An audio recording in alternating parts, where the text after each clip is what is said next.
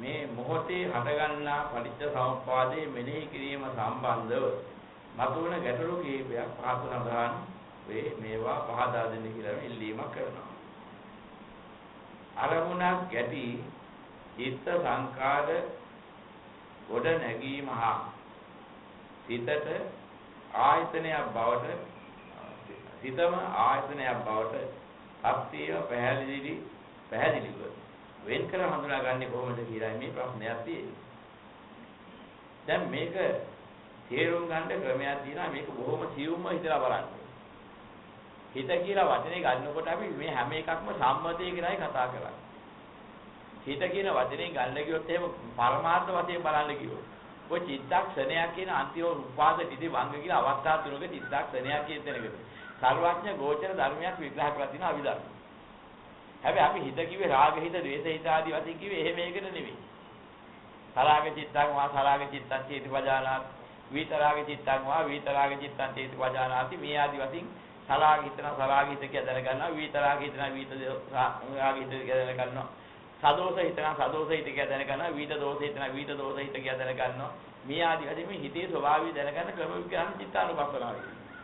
එතකොට මෙතෙන්දිත් මේ අපිට බලාපොරොත්තු වෙන්න ඕනේ. මේ පරිච්ඡේදසම්පන්නෝ ක්‍රියාත්මකෙන් ආව දේ පිළිබඳව අති සූක්ෂම මොහොතකත් පරිච්ඡේදසම්පාද ක්‍රියාවලිය තියෙනවා අභිධර්මයේ විග්‍රහ වෙනවා. ඒ චිත්තක්ෂණේ පිළිබඳව අති සූක්ෂම බව ක්‍රියාත්මක න්‍යාය ධර්මයන් තියෙන බව ඒකෙන් පෙන්නනවා. එතන පටන්ගෙන කාලීට තිබෙන අවස්ථා අරගෙන බලන්න ඕනේ. මෙලොව ಜಾති තෝරා ගන්න ඕනේ ඉස්සෙල්ලා. ಜಾති කියනකොට මව් කුසයෙන් උපදින ಜಾති විතරක් නෙමෙයි මේ ಜಾති කියන්නේ. ඔක දැනගන්න ඕනේ මොකද්ද මේ ಜಾති කියන වචනේ. ಜಾති ධර්ම සූත්‍රයේදී බුදුරජාණන් වහන්සේ දේශනා කළ විවිධාකාර ක්‍රම වලින් ಜಾති ධර්ම. ඇස ಜಾති ධර්මයක්. ඇසර ගෝචර රූප ಜಾති ධර්ම. ඒ වගේම චක්කු විඥානීය ಜಾති ධර්මයක්. චක්කු සංස්පර්ශය ಜಾති ධර්මයක්.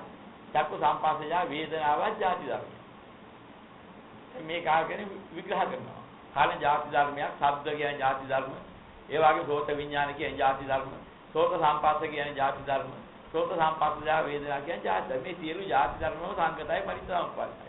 ಜಾතියන් නිකන් පහළ වෙන්නේ නැහැ. ಜಾතිය පහළ වෙන්නේ භව නිසා. භව පහළ වෙන්නේ උපාදාන නිසා. උපාදාන පහළ වෙන්නේ තණ්හා නිසා. තණ්හා පහළ වෙන්නේ වේදනා නිසා. වේදනා පහළ වෙන්නේ ස්පර්ශ නිසා. ස්පර්ශ පහළ වෙන්නේ සලආයතන නිසා. ඒකට ලැබෙන ආයතන නිසා. ඉතින් මේ ක්‍රමෙදී යන රටාවක් තියෙනවා. පරිත්‍යාගසම්පන්න ක්‍රියාදාමයේ අනුව තමයි මේ සියල්ල සිද්ධ වෙගෙන යන්නේ. මේ මෙන්න මේ කියන කාරණේ තමයි අපි එකින් එකට මේ බලා ගන්න ඕනේ මේ චිත්ත සංකාර ගොඩ නැගීම ගැන මේ අහන්නේ. එතකොට දැන් ඉතින් අපි බලන්නේ මේ සිතම ආයතනයක් බවට පත් විය පැහැදිලි කර වෙස් කර හඳුනාගන්නේ කොහොමද කියලා යන්නේ. දැන් අපි මෙහෙම පොඩ්ඩක් හිතන්න මේ වගේ දෙයක්. අර අති සූක්ෂම ඇහිපිය ගහන මොහොතක චිත්තක්ෂණේ තෝරන්නේ එහෙම බෑ. ඒක ධර්මවත් ගෝචර ධර්මයක්. අපි හිත බැඳින්නේ හෝ ඇලෙන්නේ හෝ ගැටෙන්නේ හෝ කොයි වාක්‍ය මට්ටමක හිතී විදියවලද? චිත්ත ස්වභාවයකද? මෙන්න මේක දකින්න ඕනේ. දැන් අපිට යම් කිසි විදියක හිතක් හටගන්නවා. රාග හිතක් හටගත්තා කියමු. ඔය රාග හිත කියන එක ඇහිපිය ගහන හටගෙන ආවා. අපි ඒක බලන්න ඕනේ. ඒකට මොන මොනවාද හේතු? රාග සහගත අරමුණු පරම්පරාවක් ඉල්ල වෙනවා එක දිගට. ඒ රාග අරමුණු පරම්පරාවක් එකතු වෙනකොට ඒ අරමුණු පරම්පරාව බෝර දාන්න ඒවට උදව් දෙන්න අවශ්‍ය කරන්නා වූ තවත් යාළුවෝ කල්යාණ මිත්‍රයෝ වගේ ඉන්නේ. කල්යාණ මිත්‍රය හැටියට පෙළී සිටින කොටසක් ඉන්නවා. කාම මිත්‍රයෝ. උන් රාගයේ වර්ණනා කරමින් රාගයේ හොත්යන් කියමින් උන් විදගුවා කියමින් උඹලා විතරක් කරමු මොකද තව ඔබ ඉන්නේ. ඕක වැඩක් තියනද මේ කාලේ? කාලේ ප්‍රයෝජන ගන්න වෙලාවේදී රටේදී විද්‍යාර්ථී කිය උරුකුල් දෙනවා. දැන් මෙන්න මෙහෙම යම්කිසි අවස්ථා සම්පීඩනයක් ගන්න ඕනේ. අරගත්තාම මොකද අපි හිතන්නේ? අනේ මන්ද ගෙදරින් අම්මා තාත්තා වල් බුදුන් වැදලා අම්මා තාත්තලා වැදලා එහෙම තමයි බුදියා ගත්තේ. ඒ කල්න මෙහෙමයි හිටියේ. අනේ උන් මේ බයිලෝ ටික කර මේ කියදී කියන අර මයින ගෙදර ඉන්න උඩ වැඳ වැදලා බුදු විදලා ඉඳලා බලන්න. මේ කොණ්ඩේ වැද විනහට කියන වයින්. ඒක වගේ නේ කියන ඔය අල් සමාජයේ ඉතිරිද. ඉතින් ඔයවාගේ කියලා මොකද කරන්නේ? අර අම්මා තාත්තලා එහෙම නිගරු කරලා පාඩම් කරන්න ටිකෙන් ටික අර ගෞරවේ නැති වෙලා යනවා. ඊට පස්සේ මොකද වෙන්නේ? උඹලාගේ ජීවිතේ වැඩක් නැහැ බං. කොහොම නෙවෙයි සරණ ජීවිතේ විඳින්න ඕනේ මේ විඳින්න ඕනේ. ඉතින් හදිහේ ඇති ක්‍රම. ඒකට ආධාරයෙන් මත් වෙන්නේ. ඔය ආකාර වන්නා වූ දේවල් උපනිශ්‍රේ ඒකට කාමීන අනුබල දෙන දේවල්. මේවා ලං කරනවා මොනු කරනවා. ඔයාලා අසත්පුරුෂ ආශ්‍රය හේතු කරගෙන මේකට හේතු වෙන හැටි. මේවෙන් තමයි මුල පුරන්නේ. අසත්පුරුෂ දේවනේ මුල් කරගත්තාම අවිද්‍යාවට මුල වෙනවා කියලා දේශනා කරනවා. මෙන්න මෙහිම අවස්ථාවක මේ අරමුණු බාහිර ලෝකයේ සම්බන්ධ වෙන පරිසරය. අපි ඒකට කල්තියා දැනගත්තේ නැත්නම් මොකද වෙන්නේ? ඒ වල ඉඳ ඉඳලා ප්‍රශ්නයක් නැහැ. ඉතින් උන් කියන එකත් අපි අහලා ඉන්නේ. කොහොම මේකේ භයානක බව දැනගෙන හොඳට අහුම්කම් දීගෙන ඉන්න පොඩ්ඩක් නැඹුරු වෙලා. ඒකත් අපේම අවිද්‍යාව. අවිද්‍යාව දැක්කහම දැනගන්න මොහොතකින් මහා භයානක පැත්තකට අපි යන්නේ. මුන්ගේ ආශ්‍රිතවත් යන්න හොඳ නැහැ. වහාම ඉවත් වෙන්න කියලා කල්තියා දැනගත්තොත් ඥානවන්තව විඤ්ඤා උඹට එනවා. ඔතෙන් දෙන්න බැරි කෙනා මොකද කරන්නේ? එහෙම බෑනේ ඉතින් දැක්ක වැඩපොලේ යාළුවෝ ටිකනේ. එහෙම නැත්නම් ඒගොල්ලෝ අත්හැරලා අපිට තනියෙන් ඉඳත් බෑනේ. මොනවා හරි අර කිව්වේ කියන රුකුල් දෙන දේවල් හිත හදාලා යොමු වෙනවා අර පරිසරයට. දැන් පරිසරයට යොමු කරලා පරිසරයේ ප්‍රියයි මනාපයි කියන අදහස ගෙර දෙනකන් අවිද්‍යාව නැගනගා දෙනවා අර දිනේ වල තීන්දුව අතේ. අර අසත්පුරුෂයෙක්ගේ අදහස් වලට සමාගයේ ප්‍රතිචාර දෙනවා මනස. මොකද පැත්තට මේ පැත්තට නැඹුරු කරලා. දෙන්නේ මොකද්ද? අවිද්‍යාව පත්ත කරගෙන මනස යොමු කරලා එන හැටි. මෙන්න මෙතෙන් එතකොට කල්පනා කරනවා. අනේ ඉස්සර නම් කොච්චර සාන්ත ගෙදරදී ඉන්නකොට අපි අම්මා තාත්තා කියන එක අහලා අවවාද අනුශාසන අරගෙන ඒගොල්ලන්ට වැදලා පුදලා මේ විදිහට හොඳ ජීවිතයක් ගත කරා. ඔයයට පන්සල් ගියා, සිල් සමාදන් වුණා, මෙහෙම කරගත්තා මම ගෙදර ඉන්න කාලේ නා. අර හොඳ එක්කෙනා නරක වෙන ක්‍රමයක් මේ නැහැටි වෙපෙන්න. දැන් මේ වගේ මොනවා හරි එක එකනා සුචරිත ධර්මයන්ට පහර වැදෙන ක්‍රමන තමයි පරිසරයේ කියනවා. දැන් මේ පරිසරයේ ආවට පස්සේ මොකද වෙන්නේ? අන්න ඔය කියන අරමුණු උලින් එන්න පටන් ගන්නවා. මෙන්න මේ අරමුණු එන අවස්ථාවේදී මේක සාගික බවට පත් කරන හේතු වන්නා වූ පරිසරයක් නම් මේ ගොඩනැගුණා. ඔන්නේ අවස්ථාවේදී හිතක් හද ගන්න ආකාරයක් තියෙනවා ධර්ම විග්‍රහය පෙළ. යස්මින් සමයේ සෝමනස්ස සහගතං දිට්ඨි සම්පවිත චිත්තං උප්පන්නං හෝති. මොකක්ද මේ වෙන්නේ? එකපාරව හිතේ ඉන්නේ. අර වගේ නැඹුරු වෙලා පරිසරයෙන් නැඹුරු වෙලා ඒ පරිසරය ප්‍රිය කරලා ওই විදිහට එනකොට එන්න බලවත් එනකොට ඇති වෙන දෙයක්. යම් සමයක සෝමනස්ස සහගත දිට්ඨි සම්පවිත හිතක් උපදිනවා. දැන් මේ කාමයේ මුල් කරගෙන ඒ කියන ඒවාට අහලා නැඹුරු වෙලා දැන් ටිකක් හිතාලෙනවා ඒ පැත්තට අහන්න ඕන. ඒවා ප්‍රියයි. ඒවා නරක නෑ ඔය කිව්වා. අත්‍යවශ්‍යයෙන් අපි අම්මලා තාත්තලා අපි මේ ගේම් බෝවාගේ තියාගෙන හිටියා ඒක. සමාජයේ ජීවත් වෙන අපි දැනගෙන හිටියේ නෑ. අපි දැන් අදහස් දෙදී දැන් ඒ පැත්තට නැඹුරු වෙනවා. දැන් මොකද වෙන්නේ? සෝමනස්ස සහගත වෙනවා දිට්ඨි සම්පවිත වෙනවා. දැන් ඒක රාමසේ හිත ඉපදීමේ ආරම්භය වටන් ගන්නවා. හිත තියෙනවා වෙද්දා. හැබැයි පවසර මිදම් බික්ක වෙච්චිත්තන්ති විච් එක එහෙම දැන් නෑ. ආගන්තුකේ උපකිලිට එන උපකිලිට ආගන්තුක උපකිලේසොනි කිරිදි ගැලිලා මේ දැන් මේ හිත පහළ වෙන්නේ. අවිද්‍යාව මුල් කරගෙන ඇති වෙන වෙන්නේ නැහැ. යස්මින් සමේ සෝමනස්ස සහගතං දිට්ඨි සම්පවිත චිත්තං උප්පන්නං හෝති. රූපාරම්මණං වා සද්ධාරම්මණං වා ගන්ධාරම්මණං වා රසාරම්මණං වා පොට්ටබ්බාරම්මණං වා ධම්මාරම්මණං මේ රූපාරම්මණ මුල් කරගෙන හරි සද්ධාරම්මණ ගන්ධාරම්මණ රසාරම්මණ කිස්පාසාරම්මණ මුල් කරගෙන හරි යම් මොහතක මෙහෙම හිත පහළ වෙන අවස්ථාවේ යෙදුණා. යම් වා පනාරම්භ ඒ කෝක හරි එකක් අල්ලගෙන ඒක ආරම්භ කරගෙන ඒක මුල් කරගෙන සස්මින් සමේ එදාවිදි අවිද්‍යාවපත්‍ය සංඛාර අවිද්‍යාවපත්‍ය සංඛාර වේ. ඔන්න සිද්ධාන්තයක් ක්‍රියාත්මක ලෞකික පරිස්සමෙන් නේද? අර ඒ මොහොතේ ක්‍රියාත්මක වෙනා වූ පරිච්ඡේදෝපාදය ක්‍රියාත්මක නැහැ. ඒ මොහොතේ පරිච්ඡේදෝපාදය කියෝග. අන්න ඒ විලාස හට ගන්න සංඛාරයක් මොකද අවිද්‍යාවපත්‍ය සංඛාර කොහොමද අවිද්‍යාවපත්‍ය වෙන්නේ? අර යාළුවෝ කිව්ව වචනේ ප්‍රිය කරලා ඒකට නැඹුරු වෙලා මනස ක්‍රියාත්මක කරලා දෘෂ්ටියකට බැහැගත්තා. අම්මලා තාත්තලාක්ලා කියනේම ඒ කාලේව හරියන්නේ නැහැ තමයි මේ කාලේ. මේ ජීවිතේදී කාල වේලා සන්තෝෂයෙන් ඉන්න ඕනේ කාම්භෝගීව ඉන්න ඕනේ. ඒ කියන එක ඇත්ත යාළුවෝ කියන එක ඇත්ත. අවිද්‍යාවපත්‍ය සංඛාරවල තමයි මේ බැහැගෙන මනෝ සංඛාරෙ හිතවිල්ලක් ගන්නේ බලන්න. සංඛාරපත්‍ය විඥාන. දැන් ඕම හිතවිල්ල ඒ පැත්තට තියලා වඩනකොට මොකද වෙන්නේ? හිත ඒවම හොඳයි ඒවම ශ්‍රේෂ්ඨයි කියන දැන හිත වැඩෙනවා. වැටහම මොකද වෙන්නේ? ඉතර ලැජ්ජාති විච වායති විච අනේවා බලන්න අහන්න කෙනෙක් එහෙම දැක්කොත් මේ කතා කරගෙන ඉන්නවා දැක්කොත් ඒක මහා පිළි ලැජ්ජා වෙලා කපිට නම් කියලා ඒසි විච අදහස් ඔක්කොම වෙනස් වෙනවා. දැන් මොකද වෙන්නේ? ආවරේ වරේ මචං. තාමක් බතරිය. එතෙන් දැන් හිත වැඩිලා. දැන් අර පොඩ්ඩක් ටිකක් දාලා අර කිව්වා අප්පුඩි ගාලා අර කියන ඒවට කියලා ඊට පස්සේ කුණු හරපේ පටන් ඉන්නේ කෙනෙක් පටන් ඉන්නේ. ඉතින් ගෑනුලා මේ කියලා දැක්කොත් එහෙම නීති විදිහට ගණන් ගන්න දු කොලොප්පම් කරලා වෙහිදු කරලා ඊට පස්සේ ඇතිවිච්ච ලැජ්ජා බය ඇරලා මේ ක්‍රමක්‍රමයෙන් එකපාරට හැදෙනවා නෙමෙයි. මේ විඥාන පරම්පරාවක් අහට ගැනෙන ක්‍රමහතාව අදි මොහොතක් ගන්න සිද්ධ වෙන පරිත්‍යාගපාද ක්‍රියාවලිය ගොඩනැගිලා බලවත් තුන එක තමයි අපි දැනෙන්නේ. ඒක සූක්ෂම සිද්ධ වෙන වෙලාවදී එහෙම එකක් විනෝදියා තේරෙන්නේ නැහැ. නෝ බලවත් වෙන මොකද වෙන්නේ? අන සංඛාරපත්‍ය විඥාන කිරුල මත්ත්‍යජ කාම විඥානයක් ඇති වුණා. අන ඒකට අවශ්‍ය සංඛාර තමයි අර කලේ. අර අකුරි ගහපුවා ඔක්කොම කරපුවා. අර නීච ගති නින්දිත ගති ලැජ්ජා බය දුක කරපු වෙන පිළිවෙලවල් ඒ සඳහා කරපු කායික ක්‍රියාවලියන් කාය සංඛාර. කියපු වචන ඔක්කොම වාචී සංඛාර. ඒත් හිත විදිය ඔක්කොම මනෝ සංඛාර. ඔක්කොම අවිද්‍යාව ප්‍රත්‍යයෙන් හරගත්ත සංඛාර. ඒ නිසා මොකද වෙන්නේ? දැන් අර ගෙදරදී විච්ච සුද්ධ හිත දැන් තියෙනවා. කමක් වේ මොකද සංඛාර නිසා නේද වෙලා තියෙන්නේ. සංඛාර වත්‍ය විඥාන සිද්ධාන්තයේ සිද්ධ වෙනවා. දැන් විඥානය මොකද්ද? සූත්‍රවති විච්ච හිත නෙමෙයි දැන් තියෙන්නේ කාමයේ උගුතුරු වෙච්ච දුෂ්චක්ත විඥානය. කාම දුෂ්චක්ත විඥාන. දැන් විඥාන පත්‍ය නාම රූප. දැන් ওই ඉස්සරදී විච්චව නේ බහිතන අම්මට වැඳලා ඉන්න යනවා තාත්තට වැඳලා ඉන්න යනවා ගෙදර කියන සුමාන දෙයකින් හරි පාළුවක් අම්මා තාත්තා දකින්න නැතුව ඉන්න. දැන් මොකද වෙන්නේ? මල කරදරයක් කරන වෙන්නේ මේ අද පාටියක් දාවලු. දැන් ඒක ඊළඟට යාළුවෝ කට්ටියත් එක්කලා ක්ලබ් එකට ගිහිල්ලා පාටි දාන. දැන් ඒකයි ලොකු වෙලා තියෙන්නේ. දැන් අම්මා තාත්තා අනේ රත්තරන් පුතාල දුරුට වගේ සරණයි ඉතින් අදවත් ගෙදර ආවේ නැහැ මෙහෙම නේ කියලා බලා ඉන්නකොට පොඩ්ඩක් මගේ ඔළුව එකක් වගේ මම ලබසුවාන ඉන්න. යනවා පණිවිඩිය. උට ඇති ඔළුව හැවරෝ ඉන්නේ ක්ලබ් එකේ.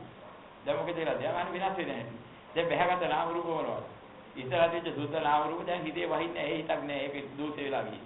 විඥානේ සංකාර නිසා දූෂ්‍ය වුණා. කාම දූෂ්‍යයටපත් වුණා.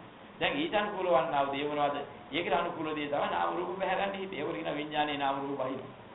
නාම රූපත්‍ය සලආයතන දැන් අසකල ජීවනාදී ශරීරය ආයතනලා තියෙන්නේ. අර කාම සහගත ජඩ ක්‍රියාවලිය. ඒ පැත්ත පිය කරන්නේ. ඇස යොමු වෙන්නේ ඒවට. කන යොමු කරන්නේ ඒවට. නාසය දිවකය යොමු කරන්නේ ඒවට. මන යොමු කරලා තියෙන මේ පැත්ත. දැන් මොකද වෙන්නේ?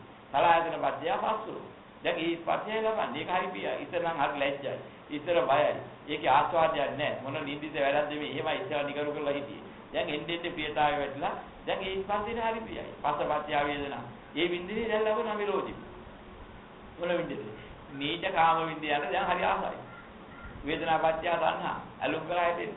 තණ්හාපත්‍ය උපාදාන දැන් ගෙදර යන්න කවුරු කිව්වද හරියන්නේ ඒ දාලා යන්න බෑ. දැන් ඉතින් හැම වෙලේම මතකේ තියෙන උනත් බැඳිලා ඉන්න කොහොමද? අර යාළුවෝ කට්ටිය අර නීච වැඩ පිළිවෙලටයි බැඳිලා හිටන් ඉන්නවා උපාදාන කරලා තියෙන්නේ. දැන් මොන භවෙදී? ඔය දැන් ජඩ බවටපත් වෙලා, සල්ලාල බවටපත් වෙලා ඔය විදිහට ඉන්නේ. සල්ලා කියලා කියන්නේ සල්ලා කියන පහතර දානවා. සලා හරිනවා. සලාහන දේවල් ආලය කරන නිසා සල්ල ආල වෙලා දැන් ඉන්නේ. සලාහන්නේවට ආලය කරවගෙන සල්ලාලය. සල්ල ආලය සල්ලාලය. දැන් සල්ලාල සංඛාර. දැන් සල්ලාලය කියන එක ඉස්සරහ හිටියේ නෑ හොඳ ගුණධර්මදී ළමයි හිටියේ. දැන් භවයටපත් වෙන සල්ලාල බවට. භවපත්‍ය ජාතිය දැන් මොකද ඒක? දැන් සල්ලාලයයි. දැන් සල්ලාලය මව්විදේ උපන්න. ගෙදරිය යනකොට හොඳ ධාර්මික ලාභය. දැන් ජාති වශයෙන් කවුරුනේ? සලාහැරී සුවන්නා වූ පාප කර්මයන්ට කාම ධර්මයන්ට ආලයකට තත්ත්වයටපත් වෙලා ඒකේ බඳුනට පස්සේ සල්ලාලගේ ජාතිය උපන්න. දැන් එයාට සල්ලාලියා කියන නිසා අම්මා තාත්තා තාව ඉන්නවා ඔය රත්තරන් පුතා කිසි වරදක් නැහැ. හොඳට ගුරු ධර්මයේ පුතා කීගේ අම්මා තාත්තා හිතා ඉන්නවා. නමුත් දැන් කවුද ඉන්නේ? තනි කරම නීච වූ තුච්ච ගතිය ඇති සල්ලාලිය කියලා නීච දැන් ඉන්නවා. ජාතිය විරෝධී වෙනස් වුණා. දැන් මේක දෙයක් කිව්වේ. දැන් ඔය විදිහට බලන්න ඕනේ. තාව කෙනෙක් ඔය හරියන්නේ නැහැ. මම රස්සාවුත් නැහැ මොකුත් නැහැ මොකද කරන්නේ. වරින් ගන්න රස්සාව කරලා මුලන්ද අපි හොඳ රස්සාවක් කරන ඕතන සල්ලි දීලා අපි. ඒ කියන තාව පැත්තට. එක ඉල්ල ඉල්ල මොකද කරන්නේ? වම කරන්න බෑ මම. යාළුවෝ වල නැහැ එක. හොඳ රස්සාවක් තියෙනවා. කොහේ හරි යන්නේ යන පොරබුලකට සම්බන්ධ වෙලා හිටා. සම්බන්ධ වෙලා මොකද කරන්නේ? නීච විදිහට ඒකට අවශ්‍ය කරන පරිසරයේ මේ හොඳ ළමයෙක් එක්ක ගිහින්. අනේ මට නෑ බෑ ඔය කරන්න. මං කොල්ල කද්ද. ඒව හරියන්නේ නෑ මං. මොකද ඔය බලන්නේ. ඉතින් ඔය විදිහට මේ පැත්තට කතා කරලා ඔක්කොම කරලා ඉතින් කන්නාල් බොල්ල දීලා ඔක්කොම කරලා ඊට අවශ්‍ය පෞද්ගලිකයට එක්ක ගිහිල්ලා ක්‍රමක්‍රමයෙන් මානසිකත්වය වෙනස් වෙනවා. හොරකම කරන්නේ කිසි මං පොච්චි කාලේවත් කිසිම දෙයක් රත්පහකදී හොරකම් කරලා නැහැ. ඒව මම නීච වැඩ හැටියට මං සලකලා හිටියේ. අනේ මේ පිස්සු තියාගන්නේ පැද්ද. ඕවා කරලා කොයිද හරියන්නේ? අපිත් ඔහොම තමයි මුල් කාලේ හිටියේ. නිකන් බොරුවට දුක් විදේ. දැන් බලන්න අපි නැති. ඉතින් ඕක විදිහට කියලා විවිධාකාරයෙන් අර වර්ණනා කරනවා. වර්ණනා කළා විවිධාකාර හොරකම් වලට, විවිධාකාර මංකොල්ල කෑම වලට පුදුලා පොළඹවා ගන්න. ඊට පස්සේ ඒක අරන් ආවට පස්සේ උන්න කාද දීලා බොන්න දීලා හොඳට සුන්දර ලෝකයක් නමවල අන්තිමට ඇත්ත නේ. කිසි කාර්යයක් රස්සාවක් කරනකොට එක දවසක් ගිහිලා ටක් ගාලා පැන්න හරට ගහගත්තා කුස් ගාලා ගියා රුපියල් 10000ක් අදී. ගත්තා ජීනේ කඩාගත්තා රුපියල් 10000ක ත්‍යාගියක් නැහැ මොකුත් නැහැ අපිත් බේරුවා. දැන් මොකද වෙන්නේ අන්තිමට? මේක ක්‍රමය. අන්න හොරකම මුල් කරගෙන හොරකම කාම මිත්‍යාචාරය ඉතින් ඔය ඔක්කොට වෙන හැටි. දැන් ඉස්සරහ තිබිච්ච ගතිය එතන තිබුණේ. ඉස්සරහට කවදාවත් හොරෙක් කිව්වේ නැහැ මංකොලකාරී කිව්වේ නැහැ. දැන් මොකද වෙන්නේ? අන්න අවිද්‍යාව නිසා මොහු තීරණය කරනවා අර අසත්පුරුෂ ශාස්ත්‍රයට ගිහිල්ලා ඒක නරක නෑ ඒකත් ප්‍රශ්නයක් නෑ. ඉතින් අර කියන්නේ අනුමත කරනවා. අවිද්‍යාව පත්‍ය සංඛාර වලට බහලා හිතවිලි පටන්ගෙන ඒ ක්‍රියා කතා වල බහලා අපිට අවිද්‍යාව පත්‍ය සංඛාර වලින් පටන්ගෙන ඉතින් ඒ වැඩේට බැස්සහම මොකද වෙන්නේ? හොරකම කමක් නෑ. මොනවා කළා හරි කමන්නේ අපි ජීවත් වෙන්න තමයි ඉන්නකම්. ටික ටික හිත බැස්සයි පැත්ත.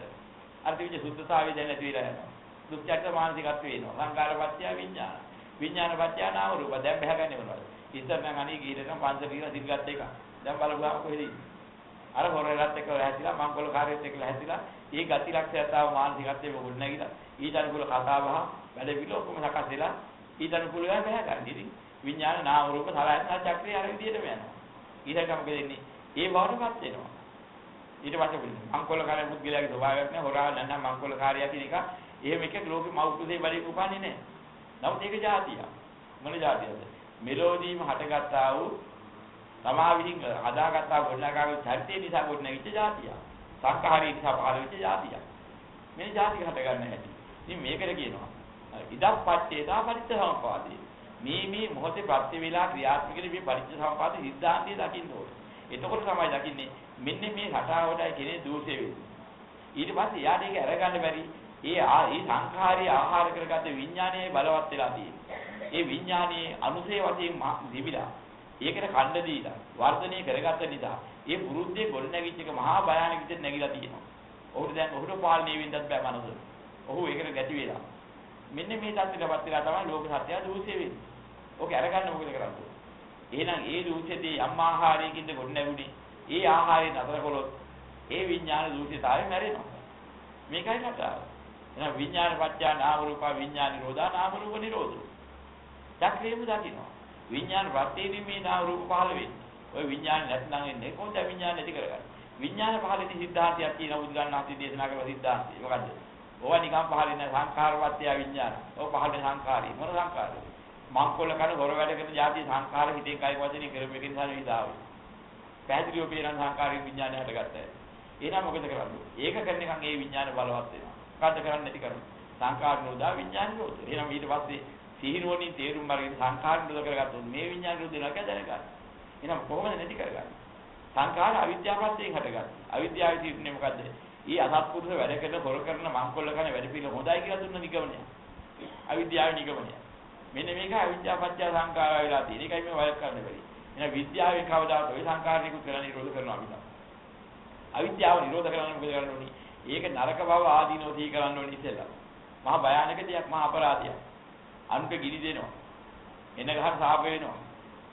මුන් යදිනවා. උදේ ඉඳන් හවස අල්ලගෙන පපුව අල්ලගෙන දඟලනවා. මට කරපු අපරාධයක්. අනේ මේ චේන් එක අරගන්න මම කොච්චර මහන්සි වුණාද? නොකානෝවි කීදාසක් මම වැඩ කළාද? එහෙම කරලා ණය විලා හිටන් ණය තවත් ගෙවනවා. අනේ මේක හරියටම දවස් දෙකයි ගියේ. දැන් මේ වගේ කොච්චර ගිනි අරන් දැවෙනවද? අපි මේ දිහා වෙලා සන්තෝෂ වෙන්නේ කාගේ ගිනි කාලාද මේ? දැන් අවංකව හිතන්න වරුදු වෙන්න ඕනේ. ඒක තමයි කියන්නේ සත්පුරුෂ ආශ්‍රයයට අනුතුරු කල්යාණ මිත්‍ර සම්පත්තියට ඔය ඉදිරි ගන්න බෑ අසත්පුරුෂ උනාට පස්සේ.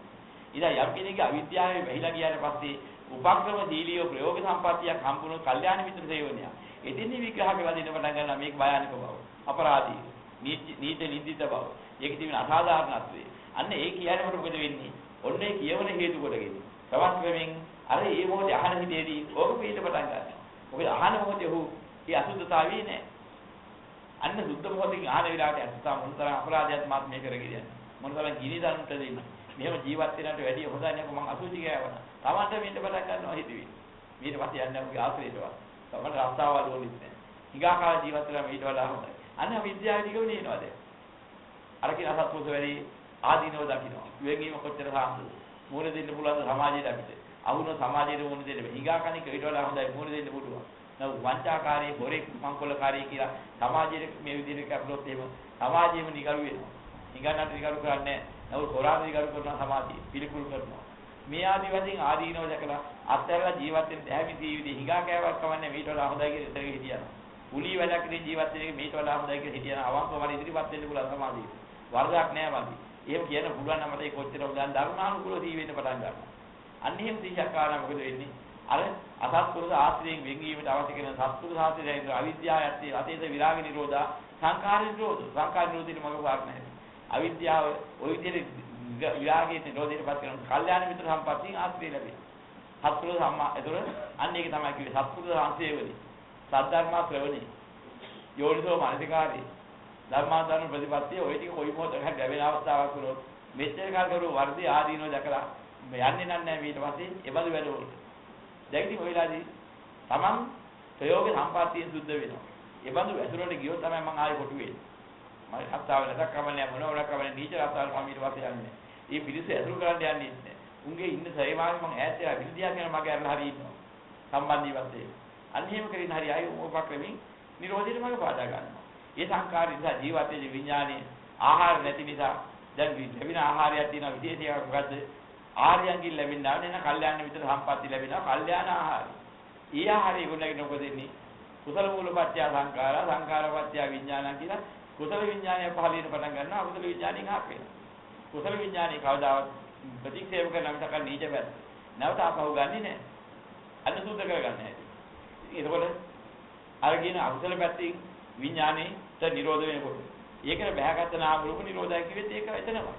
එහෙනම් ඒ බලාපොරොත්තු ඒ බඳු යාළුවෝ ඒ බඳු වැඩ පිළිවෙල ඒ වැඩ ගත උපකරණ පිස්තෝල කළු කිනිසි ඒ වගේම ඒකට ගත බයික් එක හරි නැත්නම් මොනවා හරි ගත මංකොල්ල කන්න ගිය වාහන මේ ඔක්කොම එක තිබිච්ච බලාපොරොත්තු ඔක්කොම අත්හැරලා ගියා ඒව දැන් ආයි වහින්නේ නැහැ හිටි මොනවද වහින්නේ මට ඔය ඔක්කොටම වඩා හොඳයි නැති බැරි විදිහට ඉඳලා ගන්න මොනවා හරි පුංචි රස්සාවක් කියලා ජීවත් වුණොත් අසාධාරණයක් නැති ඔය හිතාවන නම් ඊට පස්සේ හිත යන්නේ මේක මොකද්ද මං කරන්නේ අතපය හයිය දෙනවා ගිහි අනුගේ පොල් ගන්න මට ඊට වඩා හොඳයි ඒත් නාම රූපය බහගත්තා නරක එකක් නෑ නෙවෙයි දාඩිය මහතිය හරියම කරගන්න හිතක් ආවන්න වරදක් නැති කිනුල අසාධාරණේකට අනුන්ගේ වතේ ගුලී කරනවා මට ඊට වඩා හොඳයි අසාධාරණයක් ඒ ලැබෙන කණකින් මම ජීවත් වෙනවා නරක සාස්ත්‍රයේ බුදුරණවහන්සේ දේශනා දාඩිය මුගුරු පෙරලා හරියම කරගත්තකින් ලබන දෙහැමි සාධාරණයි ඒකෙන් ජීවත් වෙන්න හුඟක් හොඳයි ඒක තමයි වැටි රාත්‍රිවල ගිහිල්ලා අනේ පටන් ගන්න හැටි දැන් නාම රූපත්‍ය ආයතන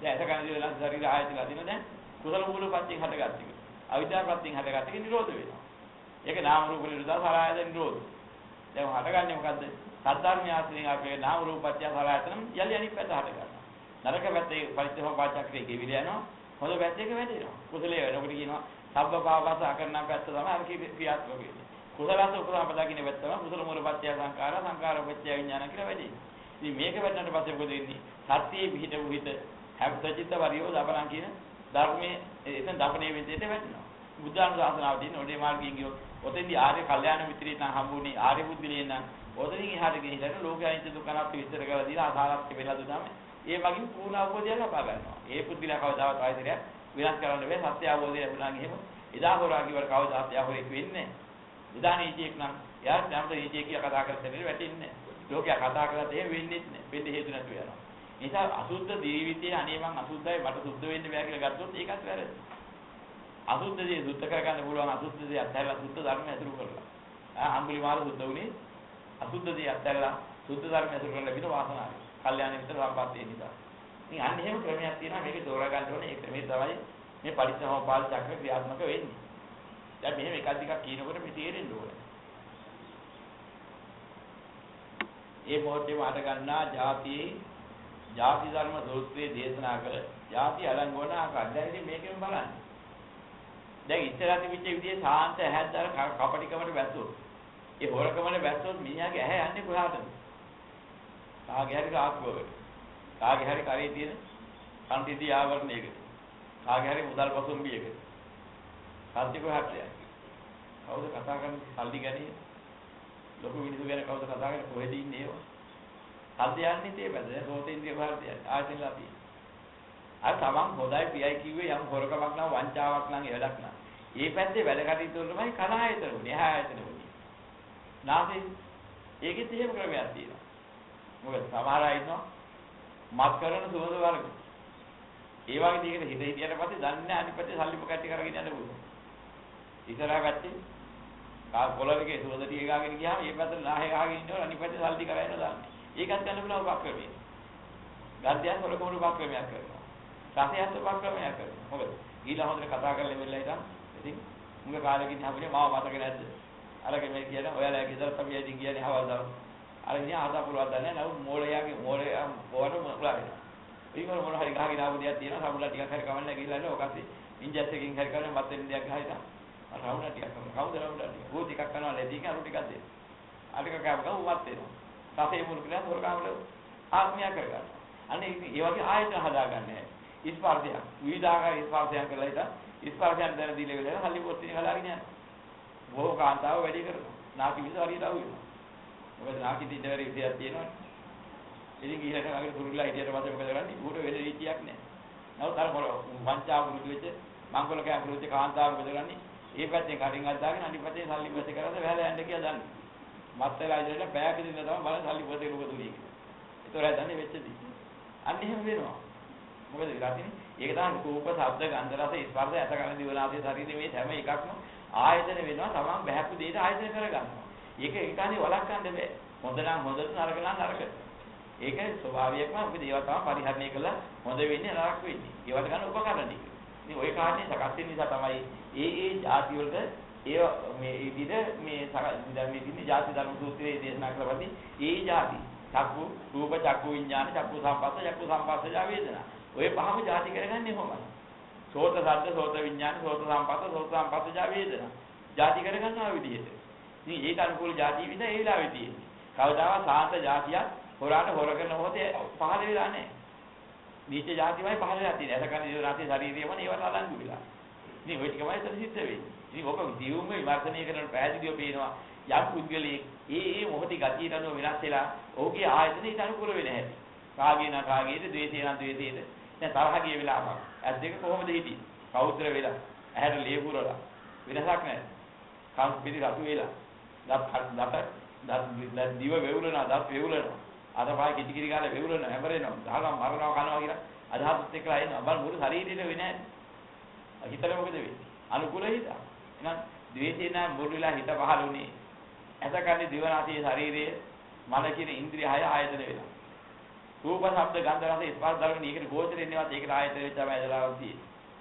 චක්කු විඥාන, සෝත විඥාන, ගාන විඥාන, જીවහා විඥාන, කාය විඥාන, මනෝ විඥාන පහළ වෙච්ච අපෝ මේ වීදි පිටිම යන්නේ කෞත්‍රක මලං කරගෙන මුල් කරගෙන. ඒකනම ඒ જાති වලට සම්බන්ධ වෙලා ආහාර වෙලා ඒක සම්බන්ධ වෙලා. ඒ જાති බවටපත් වෙනවා. ඒ මොහොතේ. ඉතින් ඒක ලබන ස්පර්ශ, ඒක ලබන වේදනා සියල්ලම ඊට අනුකූල වෙලා. හැබැයි ඒ මොහොත ඉක්ම කියලා නම් ආයතරයක් වෙන මොහොත සාන්ත වෙලෙක් වරපත් වෙනවා. දැන් හරි ඉස්සරහදී මේක එකක්වත් තියෙනවා. ඇස තියෙනවා ඉන්ද්‍රිය. ආයතන වෙනස් වෙලා.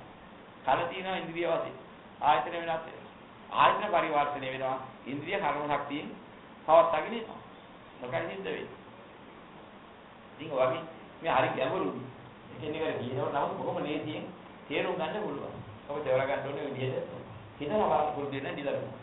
ධර්මානුකූල හිතනකොට මේ ක්‍රම හතර පැහැදිලිව පේන්න වෙනවා. ඉතින් එතකොට අමුතියෙන් මේක කියා දෙන්නේ නැහැ මේ චක්‍ර සිද්ධාන්ත. ඒ සිද්ධාන්ත බලාගෙන යනකොට සත්‍යයට අනුකූලව දිව්‍යාන්ත හොඳට විද්‍යාමාන වෙවි පැහැදිලිව පේන්න වෙනවා. ඒකත් දෙකක් කියනකොට ඒ අනුසාරයෙන් හිතන්න පුරුදු වෙන්න ඕනේ.